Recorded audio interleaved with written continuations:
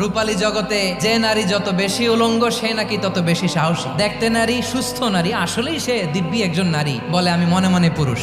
সবচেয়ে ভয়ঙ্কর অশ্লীলতার সবচাইতে লেটেস্ট ভার্সন হচ্ছে এই ট্রান্সজেন্ডারিজম। এটা লূত আলাইহিস সালামের কওমের মধ্যে ছিল। এই পশ্চিমের এই রোগ আমার দেশে যেন আসতে না পারে, আমাদের সজাগ থাকতে হবে। প্রিয় ভাইরা, চিল্লায় বলেন ঠিক কিনা? শয়তানের প্রথমে এজেন্ডা ছিল সে আদম এবং হাওয়া আলাইহিস সালামকে নিষিদ্ধ গাছের ফল খাইয়ে তাদেরকে বস্ত্রহীন করেছে। এই জামিনেও সে আমাদেরকে বস্ত্রহীন করতে চাইবে। ভরকে যাবেন না ও আমার বোনেরা, এখনো আপনি জাগবেন না? এখনো আপনার চিন্তার দুয়ারে এখনো নাড়া পড়ে নাই?